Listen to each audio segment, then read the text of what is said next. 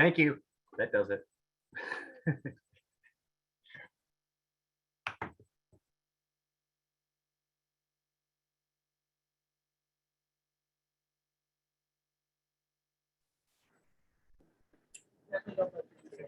Can you hear us, David?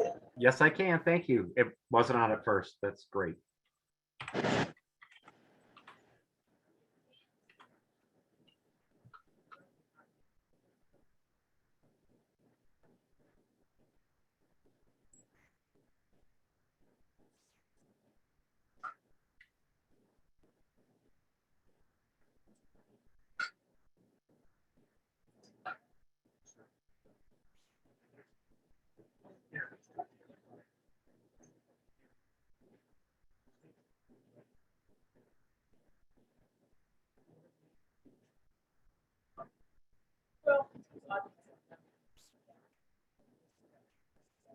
Okay.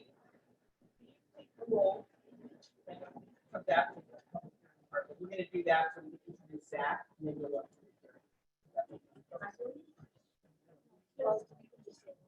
Oh, so, Just roll call. okay, so it just, all right, so Bill, Cole, Here. Billy, Here. Christian Hirschbaum, Here. and Zach Noble. Sure. Great. We're gonna take a moment to introduce Zach Noble, our newest board member. Would you like to say a little bit about yourself? Been in South Berwick for more than a decade. I have a background in renewables and solar monitoring from previous lives. Gone from me more than 8 years ago.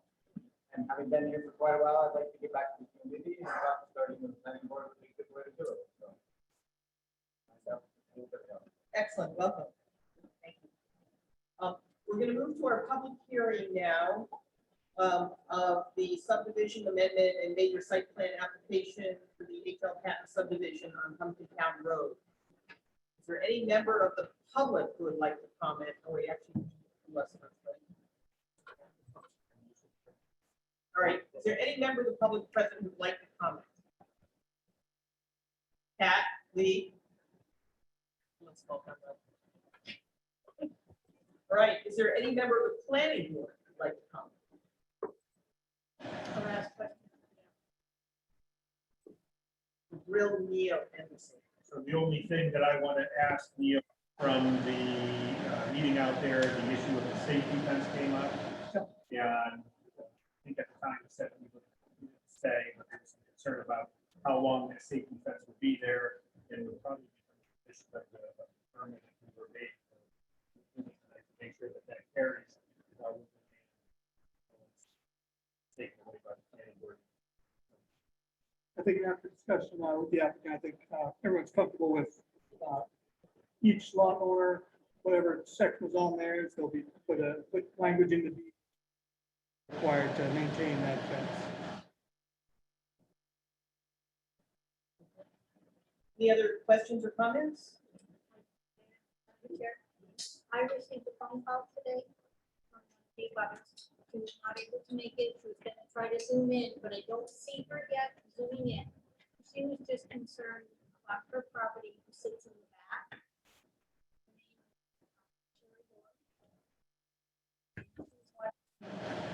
If she was to put in, she said when she purchased the property, it was originally residential, and now it's changed, so her residential side will not allow the construction and commercial industries going in.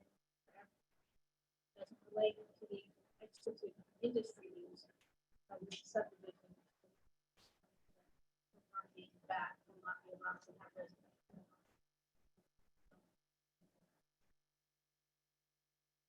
So it was just, she asked me if she wasn't able to get in, to let me know that the subdivision's already been approved. Is she the farm if you don't turn to the right to your sidewalk, but if you go I'm straight not- up, she's the farm that's up that road? I don't know that for sure, simply because the name on the property is different. When she got the property from her mom, her mom just spelled the last name. So, trying to locate it, I got her the Zoom information, she she said she was gonna zoom in, but I don't know if she remembers how far apart the hours. Three time zones. So whether or not she was able to get it.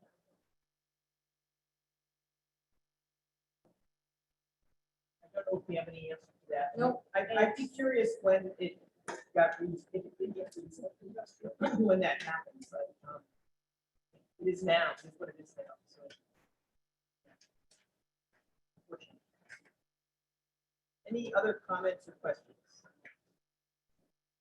All right. Good for now. We're gonna get back to hang out for a bit. So you were supposed to. I'm going to officially close the public hearing. Now we move to public comment. If anybody has anything they'd like to comment on that is not on our agenda for tonight, now is the moment to do that. Any member of the public? Hearing none, I'm going to close the public comment section. Approval of minutes, I believe we don't have any minutes to approve. We're going to skip that. And we'll wait till we get those from, and the only outstanding one is due, right? And Amy was on vacation, no big deal. Wait, great. We're on to new business. Music for elections, okay. So, we need a chair, a vice chair. He's eliminating secretary. So I'm just gonna cross that one off on our agenda, so I remember. Would anybody like to nominate anybody for chair? Yes.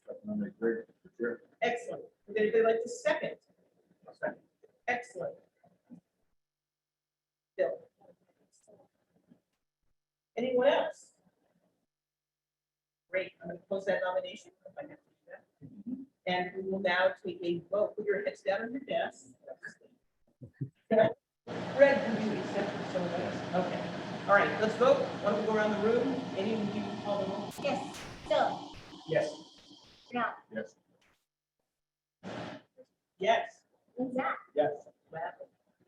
Excellent. Muzzle top, our new chair. Congratulations. Congratulations. Thank you. Every faith in you. Should I turn it over now? I never got to use the Yeah. gavel. Stay on your portion of the. There you go. You. All right, the next item on the agenda is the election of the vice chair. Does anybody wish to make it? Now, you are currently the vice chair. Is that something you want to continue with? I would be happy to, unless anybody else has a burning desire to get it on their resume. Does anyone else have a burning desire? Is there a nomination for her? Go ahead. I'll nominate person for position of vice chair. If you need a second. I'll second. Right, so, Phil, Yes. Brunel, Yes. Greg, Yes. Richie, Yes. Zach. Yes. Thank you. I will not disappoint. Moving on the agenda, first item under old business is the approval of the HL patent extractive industry use. Map 1, lot 33-1. Question for us tonight is whether or not to approve the application for the extractive industry. So, open it up for any questions or comments from members of the board.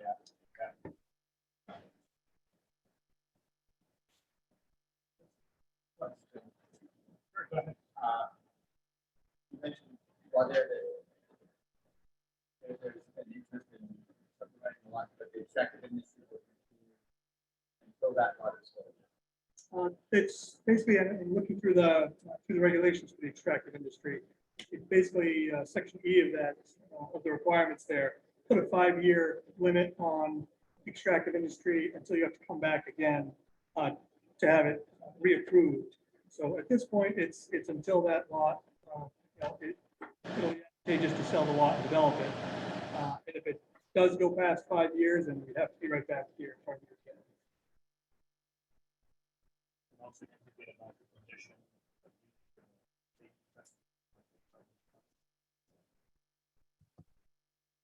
Yeah, you have a question? Yes, Or I comment? wanted, I just a comment for the board. David Galbraith, I got you a letter. David sent it over this afternoon.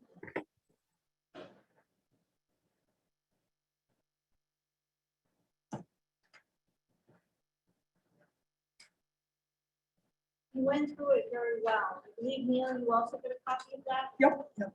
Responded to that this afternoon. So I'm gonna ask Dave, can you go through it? I haven't had an opportunity to read it. Can you summarize the highlights for us if there's something that you want us to know? Well, I guess the primary thing that we've seen the case, and it's the real issue that I see, and if the board wants to, discuss it in some detail, is the term or the definition of extractive industry from the zoning ordinance. And it's not really what's being proposed is not an extractive industry because all the extraction has been done. So now it's a processing and facility, which the land use code, the table 1A says extractive industry and processing, and that's required to come before the planning board. But if you look at the extractive industry ordinance, it really is talking about sort of gravel pits and you're, crushing things on site. That being said, there had been processing on site, so the applicant wants to sort of continue doing that and just bringing material into the site. The only concern that I had is that going to cause the town headache down the line, not necessarily with this application, but somebody else saying, well, I'm going to develop my site. They move a few rocks. I'm going to just flatten the property. So they're extracting materials, taking topsoil off, whatever they're doing. And then they say, well, in the meantime, I want to have a gravel operation here to process. So do you see what I'm saying? So you're setting up on any given property within the zoning, which is really I1 and I2. So I was also just looking for the closest, do we call this light industry currently, which is, it's the same process. I thought if there was a time limit on it and not necessarily linking it to extractive industries, I'm just thinking about them down the line if someone tries to do something similar on just any regular site. Probably the sites are few and far between, but David, is the concern and the reason that the use is sort of described this way because you've now set up a situation where things are being hauled, the material is being hauled back and forth all the time?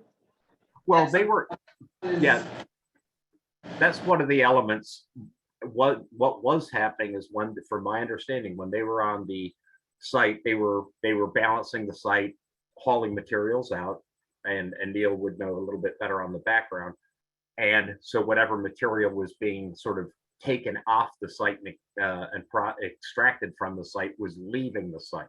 And in this situation, there's no more material really leaving except for after it's come into the site.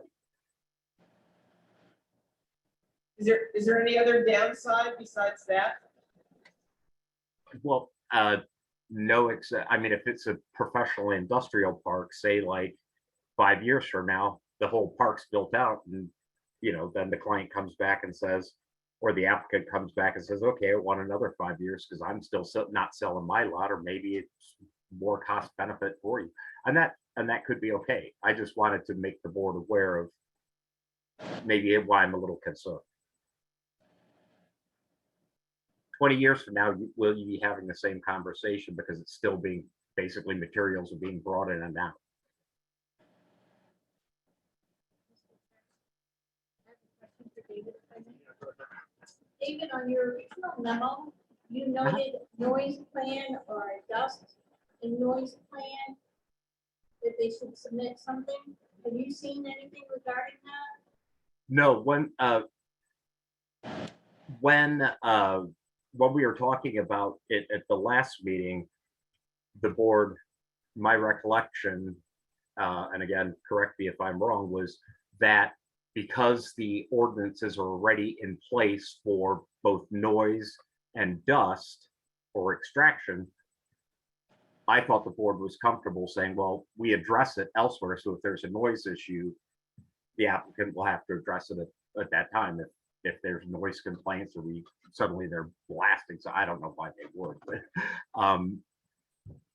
so that was, and I don't know if Neil, if you remember differently or if the board remembers differently. And I think at the last meeting, it was brought up, and David, you had said that since it's an approved use, and if that use gets approved, it has to follow that code, and if we're doing anything, the applicant's doing anything that goes against that code, code enforcement has the authority to come in and take corrective action. Right, so just to be clear, your questions, Tammy, are already answered in the ordinances. I think it's under the site plan. No, it has an explicit extraction category that does regulate the hours of operation and dust control. So that's, Right. that would be controlled by that ordinance. Yeah, and if there's, well, it does mention a plan. Sometimes there'll be asked for. But with Neil knowing already that if there's complaints coming regarding noise and dust, the code enforcement officer can handle it. For any of the butters, that would be where.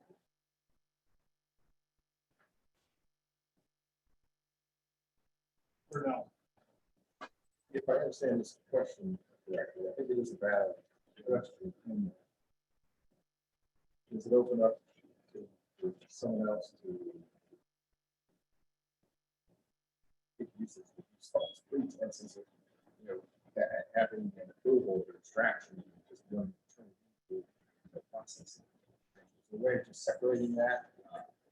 So the clear what's going on here, it doesn't necessarily apply to So, after actions. yeah. I think maybe another way that I'll ask Dave to maybe clarify the concern, the question that you're raising is not, the definition is kind of broad. He's requesting the processing use. But by granting the processing use, we're also granting the extractive industry portion, which perhaps down the road, an individual can come in and resume extraction. Is that what you're talking about? No, I'm more, from what I understand from discussions with Neil, is the material that was going to be extracted from the site has been extracted. Is that correct, Neil? Yeah, no, it's Okay. it's the fact that South Berwick lumps that into extraction and processing as this extracted industry use. There's no breakup of individual uses like this. So, and generally, when you have extractive industry, there's always processing on site. So I could see kind of when you're coming up with the use, they do go together. You're always going to have processing, you have extractive industry going on. But they lump it all, so anytime you do any of this kind of material processing or transfer, things like that, it falls under this definition, so this is what we have to come in for approval. So Dave, what you're suggesting then is putting a condition of approval for processing only for a specified time period? Possibly. And may I share my screen? Maybe that'll help. Okay. I've got about 10 screens up right now, so let me see which one it is. It should be this. Okay, can you, does it say definition extractive industry? Right here? Are you seeing the same thing that I am? It's tough to read. Hey Dave, Today, blow it up if you Yeah, can. you're good enough to. Hold on. Say again? You have Make to it zoom. larger if you can. Oh, I can, yes, I can make it larger. Sorry, I'm gonna. Hold on. All right, so screen two. Okay, so here we are. This is the one that I want to look at. And I'm gonna try and make this as big as possible. Okay. So it stays on the page. All right, so, whoop. Okay, is that any, there we are. Okay, is that any better for you? bigger, hugely big. If you just view Zoom, probably make it like 200%. Yeah, let's see. It will not let me do that because I'm in a Word Maybe, document. maybe you can just read it to us. Okay, I'm going to read it to you. So it says extractive industry. Any operation engaged in the removal of more than 10 cubic yards in any 12-month period of topsoil, sand, gravel, clay, rock, or other like materials from its natural location and for transportation off the lot, except as may be exempted within the extractive industry performance standards of the chapter. So by in the definition, the thing is it said removing the rock or material from its natural location and for transportation off the lot. And in this case, the applicant is asking to bring material into the property, process it on the property, and then haul finished product off the property. So there isn't any extraction taking place any longer. So is So- there a different use that actually applies to this thing? Well, I think here, and I can go down here a little bit. I mean, there's light industry, you know. You know, as we move forward, I can see this getting really kind of pretty squirrely pretty quickly here. We've been working right now with the extractive industry. And I can Yes. tell you, in my own view, the best way, and look at anyone else's comments, the best way, in my view, to move forward is to, you know, approve the extractive industry use with a very set of conditions. Right. One is to, you know, only processing is allowed as specified in the application, safety fence issue, and then a specified time period. Because you know, this is what we've been operating under for a time period. It doesn't make sense. Really. I'm just, it's not the extraction part that I'm worried about that I feel is, it's the differences that now you're driving stuff in and out. You're driving stuff to the site for process. And I don't know if that's such a substantial difference that I'm worried about, especially in an industrial area. I'm just wondering if there's a use that if we have a different use that matches it, I'm okay with just going forward with this one. You know, instead of, like you said, making it more complicated and put conditions on it that basically would look like that. To me, it's not forbidden, I assume, hauling things in and out when you have an industrial area. So, yes, I'm okay. I think we should just set the conditions and move forward. And the, David, on the road, I noticed that the paved portion of the road is extremely wide. So I believe you took the road, you did it for the heavier equipment to come in, to pick up, drop off. Whatever the case might be, for the processing portion. It's actually, it's the same design for the road for the whole thing. It was all designed as an industrial use road, Correct. all the way down through. So it's, there's Right, so no, it's a heavier. Yeah. Yeah, and if you condition it, and they need to change or modify the conditions, they'll be back. As part of their second application. When I see what Dave is saying, the strict interpretation. Pause and say, well, geez, is that allowed?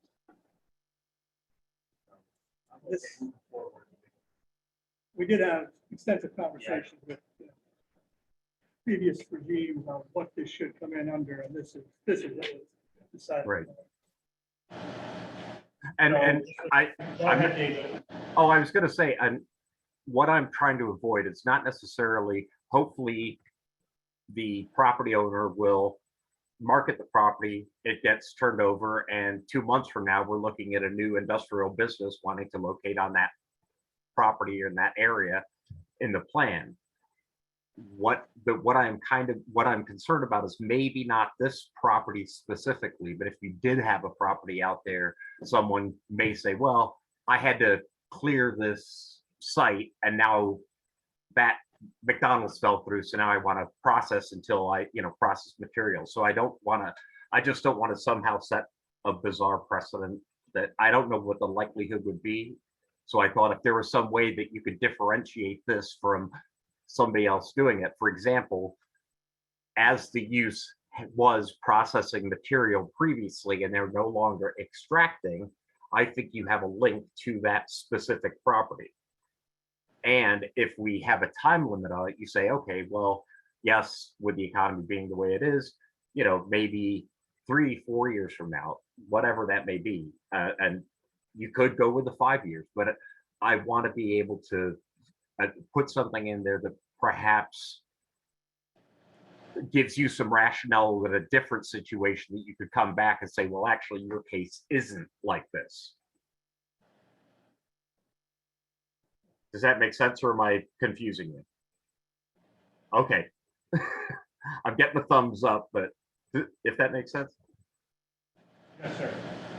Really want to move forward, but just proposing this, it is, the reality is it's 2022, and someone is gonna want to do, someone else is gonna come to you and say, I want to process material. And the only place to do that is in a zone that allows it. So this is the place. There's no more gravel in southern Maine. So I think the larger issue for us is we need to have a larger conversation about expanding the definitions and approaching it from that perspective, rather than doing an open-ended. Or like reality is there's no, a site construction company. Yeah. Doesn't fit in any of your zone, Yeah. like your uses. Well, I know there's been conversations in the past about reviewing the ordinances overall, kind of bringing them up to date on some of the stuff. And I think that's where this would fit in. For the purposes of your approval tonight, I think we need to be specific with conditions so that we don't open up the door for anybody else. And so just to be clear, I think if we're looking at, approving the, what's that, MSP 2205, with the conditions and the condition being only processing is allowed as specified in the application. The use will be for 5 years. And it will be removed, and again, that safety transition. I think that's where we are right now. And so if that's the case, and if there's no more questions, then we can move that to a vote.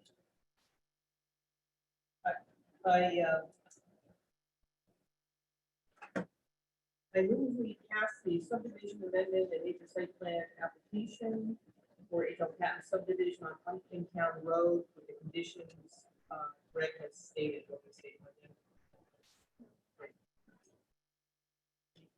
You have those written down. I'm having trouble hearing. Yep, so- Processing only 5 years, which I think is what the code says anyway. Yep. Then you have to come back and Safety fence. six fence at the top of the hill. So it's been moved. Is there a second? Second. Roll call second. So I don't really think we need to do a roll call anymore now that we're all present, unless that's per the bylaws. Because you've got people on Zoom, we need to, The Zoom is for the board members who attend, so we can do the all in favor. Aye, yes, no. and, but if there should ever be a question, because you've got one Sure. extension. We'll go ahead. Bill? Aye. Purnell? Aye. Fred, yes. Aye. Yeah. And- He can't vote, he wasn't here at the beginning. He has Oh, so right, he has to abstain. Yes. Oh, who tries Okay. that? And there will be one abstention Yeah, for but. the record. Okay. All right. Your permit is approved, and I'm assuming the town will follow up with you in writing, outlining the conditions and everything. There'll be a finding of facts that have. We'll have to sign off. Correct. So the And we'll next probably meeting, do that at the next meeting. so findings of facts will be at the next meeting. Yep. Yep. Okay, I'll get draft easement language or restriction language for the fence maintenance to you before you get that. Purnell, you have a question? Just a question of process here. What are you calling the human concerning? that? Because he wasn't here for the whole process. Sorry. He wasn't here for the whole process. Meeting last meeting, I discussed. And he went from an alternate member to a regular member. So you've still got more than enough for it to pass. If it was a close vote, I would have taken over the city and read all the minutes and all the videos and.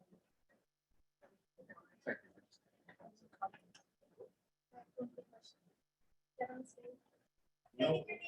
Yep, Brett, Patton.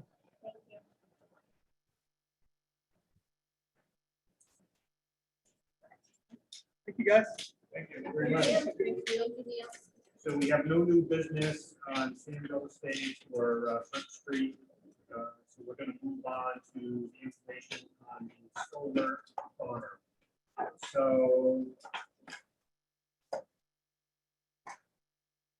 we all attended the meeting. I think the majority of us, I don't remember who was here on video or not. The joint meeting that we had with town council. And so basically what's going to happen is after we had a relatively good conversation. And the solar farm, or the solar ordinance is going to be coming back to the planning board. And I think there's really two core issues left to discuss because in the process of the town council receiving it, they checked in with the town attorney. And that town attorney shot back, really solved some of the issues. But remember, it was kind of taken from us rather quickly, so we never were really able to finish our review. And so part of that was, some of the unresolved issues for definitions, where we're going to put them. There's a couple other things that I have one notes, but I don't. Get an answer about whether you restrict my number. So I did call the town manager today. I don't have that information. I do. So but let me finish and then we'll be happy to kind of go from there. So we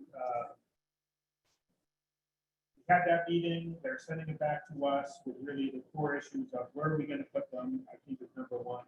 And does anybody remember what the other issue was? Was it the setback issue? Setbacks is one of them, because we were at like 500 feet. and they Yeah, said that and- was ludicrous, so. Yeah, and so, but there was kind of one other one, again, I wish I had my notes.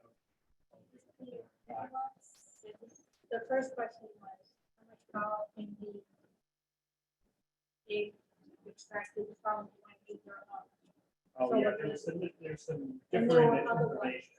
Yeah, So it's back at RCL. Now I understand that the town council will be enacting another extension of the moratorium that I think they did or they will. they have done. Okay, so we have a little bit more time to move forward with the solar farm stuff. And really start to answer the kind of the zone, where are we gonna put them? So they sent us back some concerns or some comments. I don't know if we all have them or what happened. Some of us had them at the Zoom workshop. Review, if you don't have it. Probably the best thing to do is compile information as to where we are at this point in time, which is our current ordinance that we've sent over, plus whatever feedback that is coming in between them, which I don't know.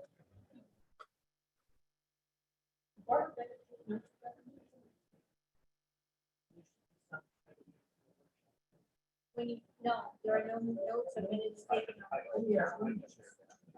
I can have it. So what took place? Sure, go ahead. Mr. Pellerin came to me shortly after the June 20 meeting. We have concerns between the disconnect between the town council and the planning board. So he provided me with a list of questions and I'm getting an answer. I'm waiting for the PUC to get back to me regarding that, not knowing that you have solar behind you.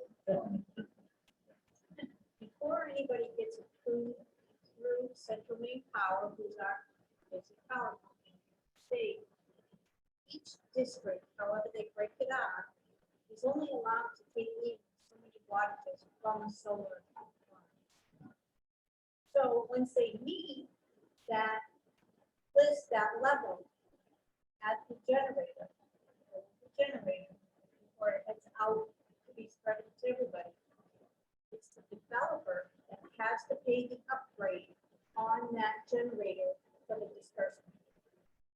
So your power utilities, it will be the developer that has to pay multi-million dollars to upgrade it, so you accept more power.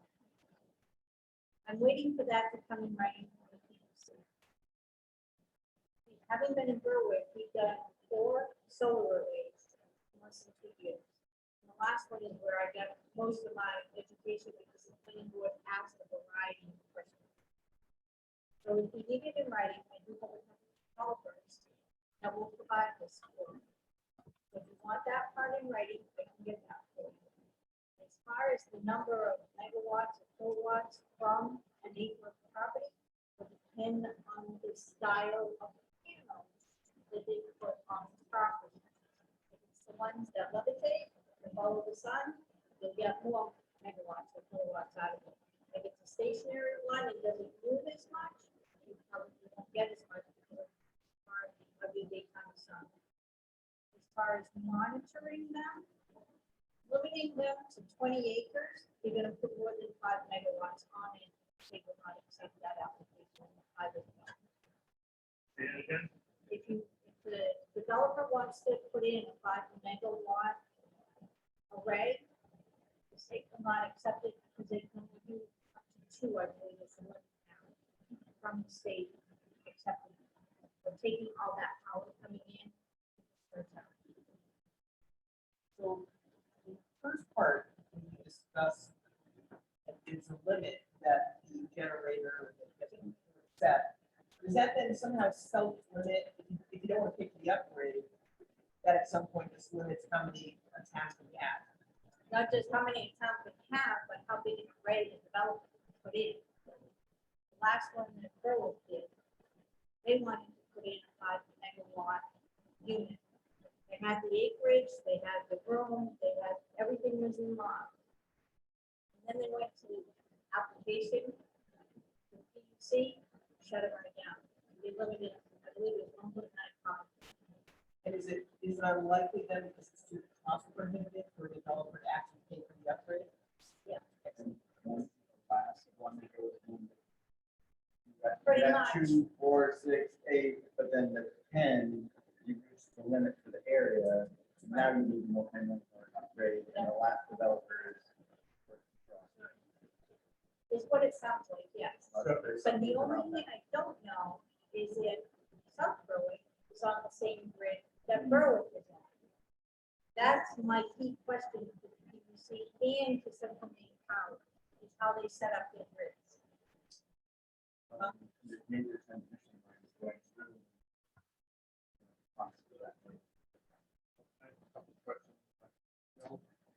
So is that something that a developer would know before they came to us for approval? Like I assume they would go to PUC and figure out whether it was even Correct. possible to put one in. Right. Okay, so that happened with the NBD circuit. If you recall. They came in and then they had to redesign, drop it basically, I think, because they ran into issues. So I agree with the self-limited thing, and I think Tim, that's a great question to ask and to get an answer on. Is what grid are we on? And so just to be clear, to make sure that I understand, because what grid is an important aspect. But is the grid, it's self-limiting, so to speak. But is the question, unless the developer pays a lot of money to upgrade the distribution system? Or is it a hard limitation overall in that system? Because these developers, they don't come in, no upgrades. You know, so the question, which I just wanted to be clear. Yeah. Well, I do know the last developer that came in, like I said, there was no way they could afford to be able to make money off what's coming in from solar. So we're back to CMP and upgrade the system. There's no way they could. They can pay for the upgrade, they choose to, but it's not financially feasible. Find it from financial and an organization that can be positive about having solar. Costs, so that you would have to know what the total limit possible is, like, what grid. That's a policy issue. Yeah. Right. So I just, again, I'm sorry. I just want to make sure I'm understanding. I think I understand. So the first question is, what grid are we in? What's the available, allowable amount of use that's left? And then if the development, and again, my question is, it sounds correct. Unless the developer pays to upgrade the system. So Right now, a developer one, you can have your 2 megawatts that will satisfy the grid. Hang on, I want 5, and now I'll pay to upgrade. Is the PUC gonna say, you're welcome to.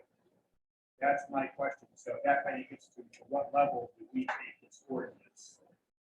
You know, I think that's for me is an important question. You're on to it.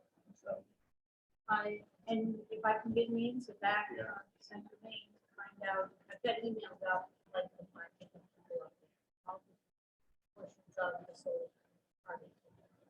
I was very lucky, the first person I came with up there says, I'll get you the names and email. Not them, and I have email. So hopefully I will have answers as soon as I get back. So when you look at the ordinance that have been provided, the one that you said the Freeport did actually came from the Audubon Society, even some of the pictures that. So that's why I sent you the Audubon Society. There is a way to take these sample ordinances. I also included some town ordinances, all about the same size towns, both land and for you to take a look at. Some are very detailed, some have very little. Road is working to rewrite theirs. Got it started. As far as the PUC information, this is more of an information for you to understand when a developer goes to the PUC application, how much work is involved to get that approved. So it's a long process to get it approved for them to be power coming in on a solar. Out of curiosity, why did they go from 5 megawatts down to 2? Why do we want less solar power? I don't know if it was to get more opportunity. I won't know that until we get to the grid size. And if I can get an answer, I'll definitely ask that. Objection, yes.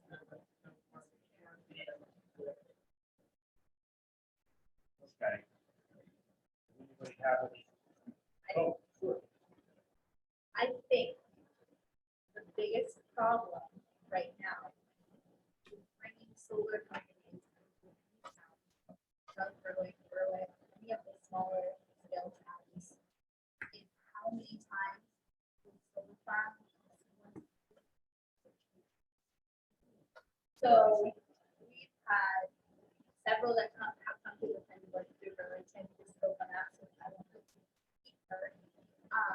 But how many times have we started with a solar company?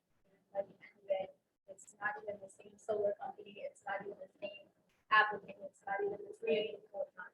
You know, or, you know, they come to the planning board and they get approval. And in the middle of their approvals, they're, you know, downgrading or asking for extension or, you know, so as you're writing your ordinance, I would just advise the town of South Berwick to really protect themselves from that and really find the proper language to put in on that. Sir, we had what's that?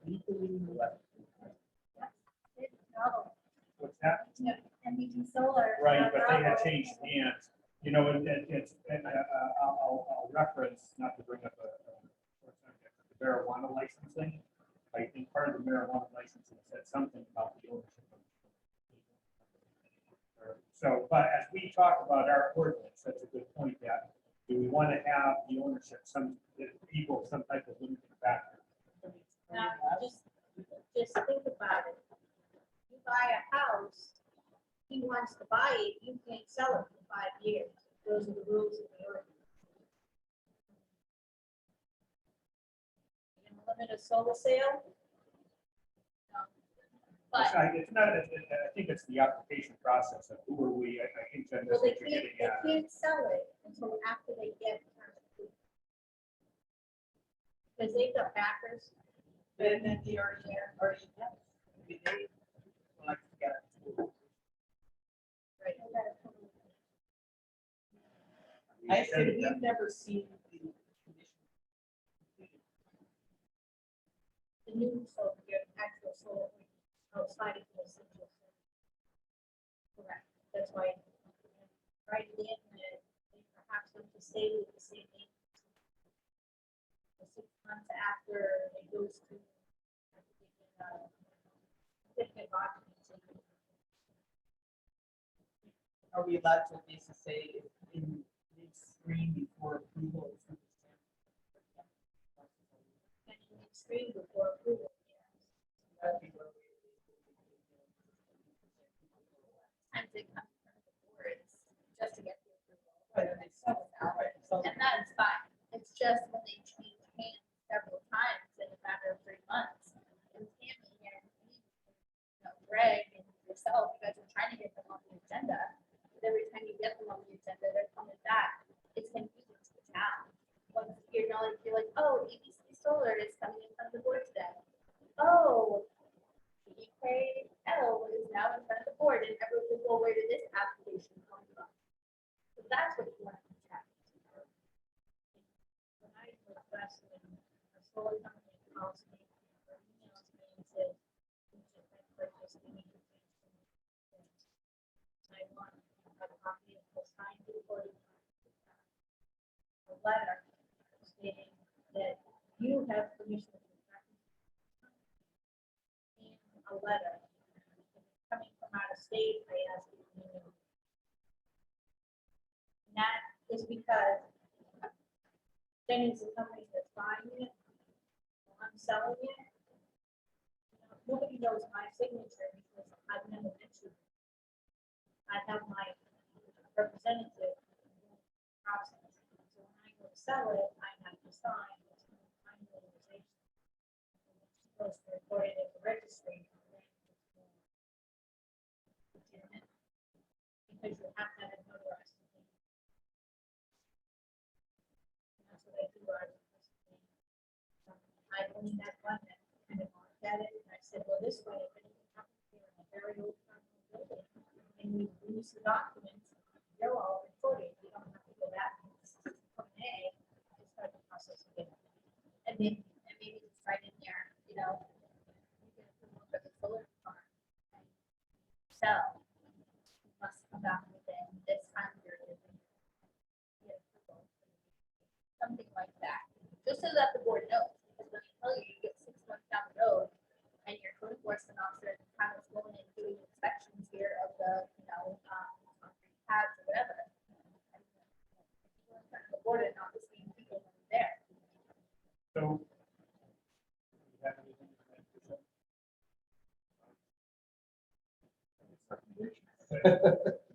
I would, I guess then to kind of start the next round of this conversation. I actually like the ordinance that we started working on. I think it's pretty good. I think it's more detailed than I briefly looked at what you said. But again, 3-4-1 came up with the entire. The 500-foot setback understandably caused some concern. And so we're going to go back and look at it. We start where we are, maybe make some modifications for the application process to incorporate the agenda, which I think is very valid, a lot of valid points to that. I still think it comes back to, again, we don't know what you're going to find, Tammy, with the PUC thing. But I still want to have a conversation about the regulations in the district, because that's been, I heard you say, really, are we going to be able to answer the question, where we can put this? I think You know? the details around the ordinances are almost to me, we can work all that out, none of it's, really. Whether it's the setback or that, of course, in the field, the setback won't matter a whole lot, right? Of course, but it really is like, where in town are they gonna go and not also be overrun? So where's the most appropriate places? And how do we figure that out? And, it's unfortunately, you can't sort of spot zone, it, but I almost wish we could just, when they come in, look at the map and say, that's not a great place to put it, no. And that's a great place to put it there. And I just don't know how to get that done. So Bill, go ahead. the Freeport one, they did have a map that showed specific zones that were allowed for like the industrial, and then there were other zones, different shades that allow, areas that allow for commercial or residential, whether it was mapped in the field or on top of a standard structure already, so they did something like that. I don't know if that's kind of what I'm thinking. Well, we have a zoning law. I mean, you can look at it and say, you're not gonna go with academicus, right, or it's too dense. You know, Yeah. expect this marsh and that, right? But we can look at like R5 where they're not allowed is all this open farmland. And, you know, it's limited because we want it to look like open farmland and we don't, a lot of people don't want that to change and, you know, I have mixed feelings, you know, so I don't really know where to put them. I just think we need to look at the map. And we actually have to really look at the map and look at the parcels and say, it could go here, if you want them there. It's an workshop. Just the board. Get the zoning map out, the board up on the horizon. Also, here to play. Residential services. And see, there's some of the other ones. Started looking at this, not really there, it's correct. And for certain zones, you know it's not. So I think it was unanimous, and I'll say probably when the prior board, not everybody was here. We deemed it, that's not essential service, it's not a public utility. As we're sitting here talking, it's a commercial venture. It is, you know, Falls under the. that's why our goal was to change it, to get it out of public utility and separately defined. Utilities left go anywhere. Well, one thing the solars have to do is. But again, I think our approach at that time was it's not a public, it's not benefiting in the true sense of everybody in the public. It's benefiting a commercial venture. That changes hands. We've seen this already with the MBA solar. So that was part of the conversation, go back to why it was not a public utility and will be separate. So, You have a hard time proving that, proving I don't, that it's not an essential service, that's. I'm not sure it was that it's commercial because remember Pat from the conservation committee brought us some of the breakdown of communities, so how they're owned by the community and versus commercial ones and how they look pretty much identical. And I also feel like the planning board, it's not our business to worry about who makes money or doesn't make money or, you know, that issue. The issue is, like, you know, where do you want them? What do they do? But I think for us, the definition under utility was that they're allowed anywhere, so we wanted to regulate it, take it out of that definition. So have its own definition. I think that was the issue. Because I don't think we actually have, I don't think we actually have essential service definition. We do? Do we have, okay. See, I don't consider that to be an essential service because we already have power. That would be an interesting conversation to have with the town attorney. And it's either yay or nay. You know? He's not gonna tell you yay or nay on that though. We have the same town attorney in the way. Yeah. And we've already gone through all this and it was decided that it is an essential service. So I mean, it's just what he looks, he'll look at your meetings on it. And he'll go and he'll tell you exactly what either way. And so it's just not a cut and dry answer, but you would want. And that gray area. Yeah. Well, I said, you know, for purposes of the conversation. Yeah, I agree. What I can also do is bring that document that's been created. Comments on, I put my 2 cents there on it. And then have a double space so that it makes it right on the machine. And that way you can exactly see how it's gonna read.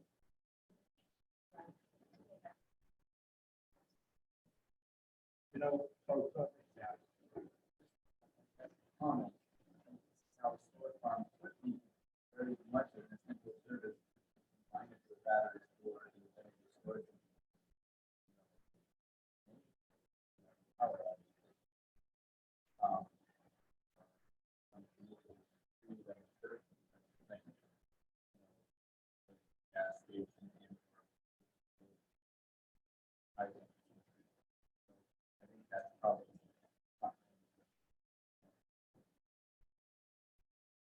Controls the definition of essential service.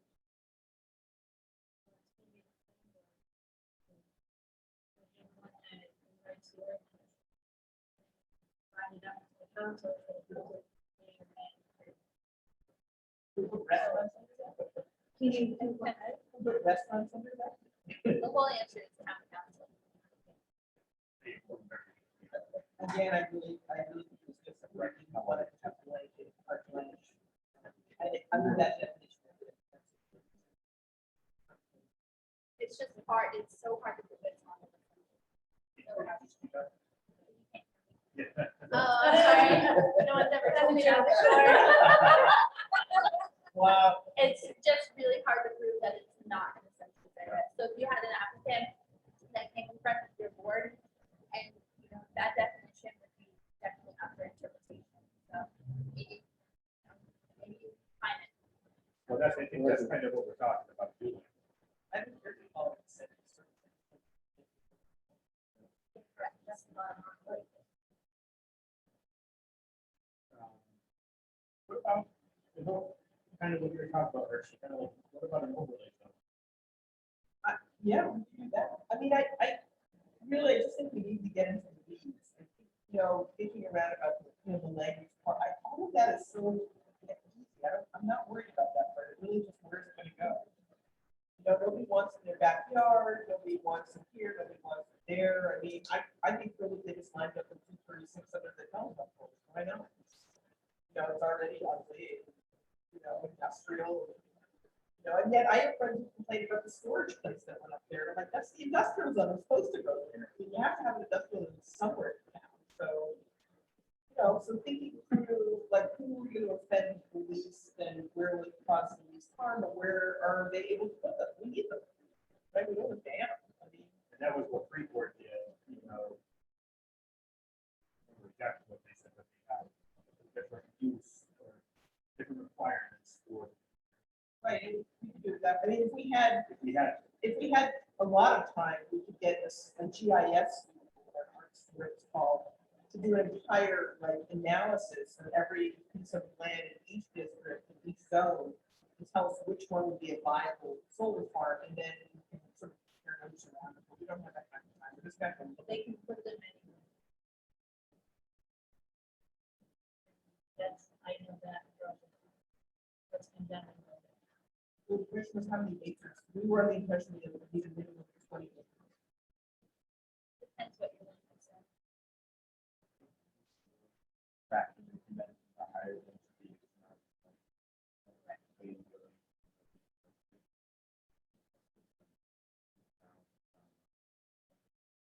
one of the other questions was, can there be an outright number that we allow for in the town? Yeah, we can. Yeah, just like you can limit the number of. We're not, we can't, though. We can't limit. So we limited it by doing it for Yes, by setbacks. You can, if you have retail stores, adult use retail stores, you can limit the number. Because they have to obtain a permit. So if we put it in that, that maybe. Well, for that, Well, but Jesus, we're getting No, off no, no, topic. no, that's a different topic, but Right. how would you, and again, you know, whether we go that route or not, I know that was a topic of conversation. It actually wasn't brought up, but there wasn't a question. Can we put an actual limitation on the number? If so, yes. I don't think it's number of solar farms, I think it's wattage. It's ultimately, it's gonna come from the grid. I think it's wattage, but Maybe, but I'm pretty sure it is. Certain size, and it accommodate 5 solar farms. so that's the other question, right? So you put a wattage cap on, and then all of a sudden, if you are able to upgrade to the 5, then how do you let people upgrade if you're capped? No.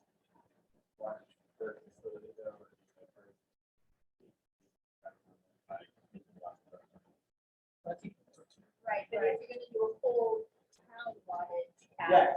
No, there's no understood. way to get over Right, right, that. unless you go to Total town. for this area.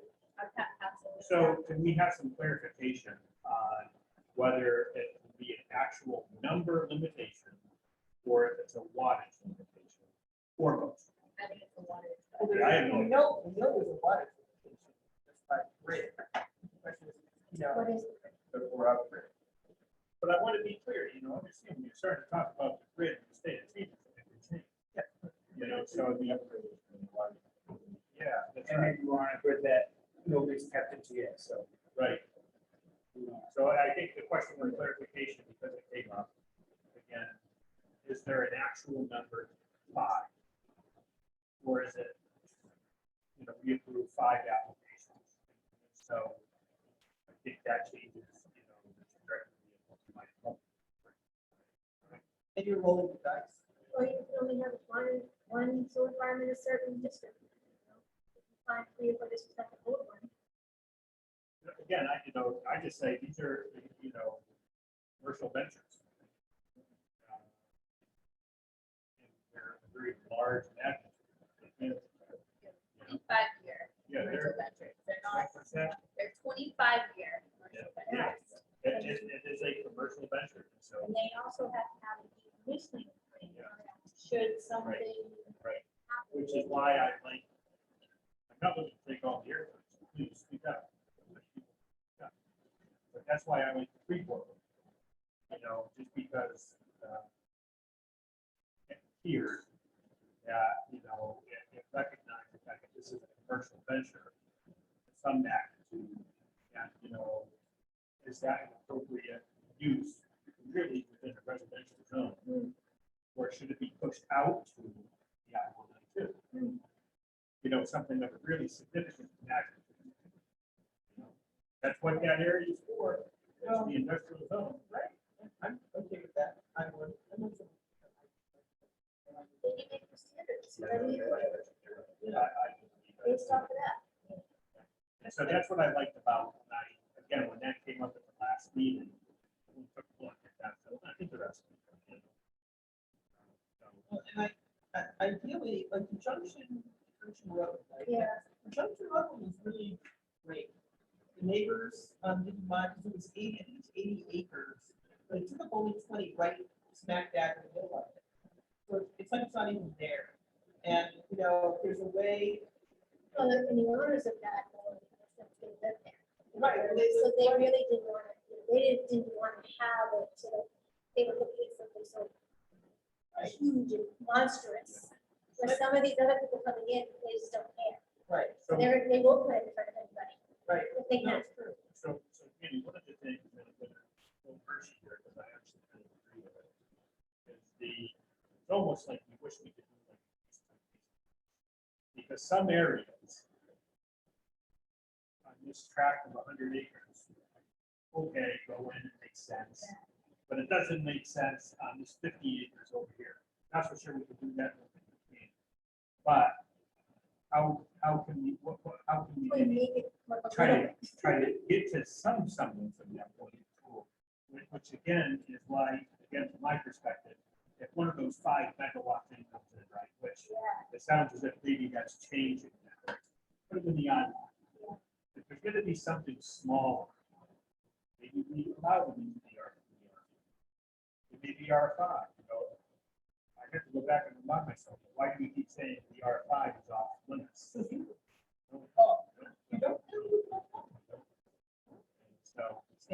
yeah, and, so I'd like to kind of go zone by zone. Yeah. I think the workshop will be actually hunker down. Look at the Look at map, the and get maps. some color paper, colored pencils, and, yeah, and really dig it and do our best to figure out what's. But if we could have those questions answered ahead of time, that will also help Uh-huh. guide part of the Like conversation. that. It's not just the roads that you're putting on, it's not just the other thing. It's when you construct these projects, they have a tendency to those. And during construction, I can tell you that we currently are doing this firsthand right now. And it's messy, there's a lot to it, It's commercial. there's more than just putting panels up. It's a lot of work. It's a lot of construction. And I want to also mention that I think we should definitely think hard about protecting any kind of conservation. Flooding conservation land, because, they can put their fences up and put 6 inches underneath. That would be a highway for all sorts of other critters here, especially that can't get through their fence. I'd love to just stay away from this large lots of land that are set aside, not just drop, anything. Okay, so, like a town forest or whatever it looks like, set aside, stuff like that. Might find it, it's gonna be very much limited, once you look at the actual maps of the zone. And Okay. the spots that they're gonna be available, they might be the big, huge, big ones, but If it- you come across anything that's related to density related, again, 100 acres out there, that doesn't really, has a butter, but only like one house. Has a different population density than putting it right over here on Powder House Hill. I haven't really- Results are already. If Verno would be able to get us some sort of a spreadsheet of like, we pick a number, anything over, We got that spreadsheet, but I need to see it on a map, Yeah. It's hard to look at the numbers and look at the addresses. yeah. We got I the think workshop. that's a list. I don't think that's not a list. And we got this for the workshop. Well, some did, some did. That was around.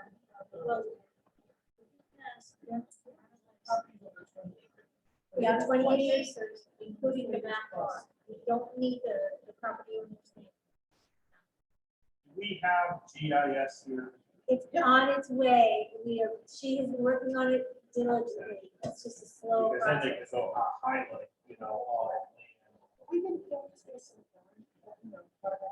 Yeah, that's what I was gonna do. Well,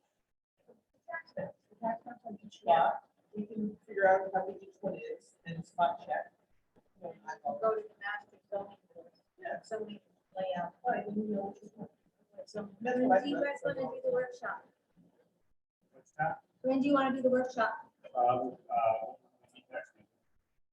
Well, we have to have a separate workshop, or we We need a do. part of the regular meeting. I think it really depends on the business of the night. Yeah, if it's a busy agenda, I personally would be happy coming in half an hour early, having a workshop, when that is moving into the regular meeting. We have, like, if Sam Go Estates comes back and so that's going to be a long discussion. Probably wait, there'll be a deadline, so we'll know by the Tuesday before, right, whether they're on the agenda for the next week. We'll make it a workshop at the time.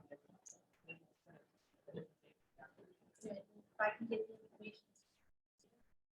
Yeah, well, so next week,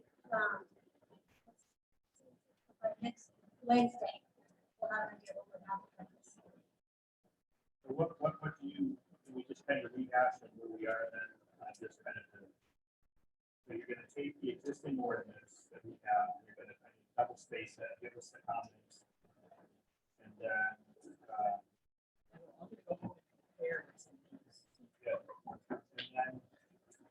yeah, and you're going to, All those questions? yeah, the number, an outright limitation versus a wattage restriction. And then we can have some more conversations about what zones they'll be in.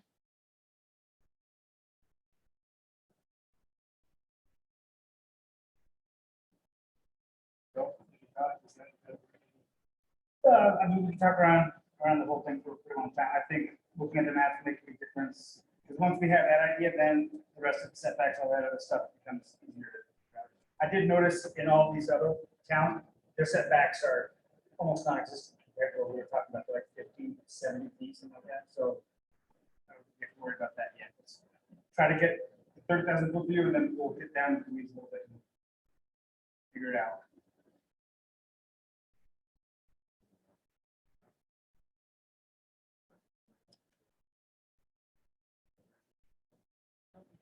So what we'll do then is we'll get that information and then kind of tentatively we'll plan at the next meeting. Have the first portion dedicated to a workshop, providing it's not going to be a plan business. And would everybody be open to meeting at 6:30? That's really just, we can just keep doing it. Right. Unless we don't know, we'll announce it. Let you guys know. So the moratorium is extending it, it was set to expire in September. So it's 180 days from September, so we've got a pretty long time, right? So we don't need to bite it all off at once. We can do, No, but, you know, I'd like to move it along just because this, I've been on the planning board for 6 months. And we've been working on it for a long time. So if we can increase our communication, that, so if we can get stuff ahead of time to review, I think that would really help. Review, we could all. Probably. Because it's been language.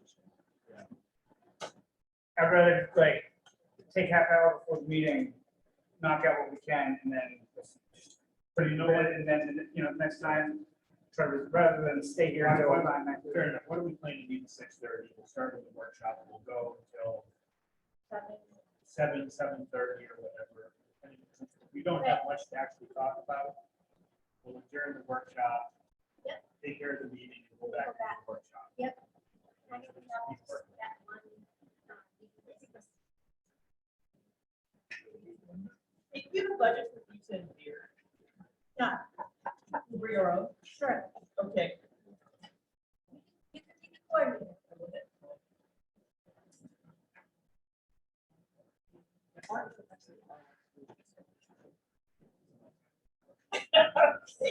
All right, I will coordinate dinner. If anybody has allergies or food concerns, let me know. I can get them. Don't you guys? What's that? We all done? Yeah, are there any other member comments? Or no? I won't be here next week. Or no? No pizza or beer for you. I don't think he's gonna be upset. Hey. Comments down to 7:08. Wait, before we adjourn, wait, I do have a comment. Congratulations. Well done, Greg. Thank you for running an excellent meeting. Motion to adjourn. congratulations for vice chair. So moved.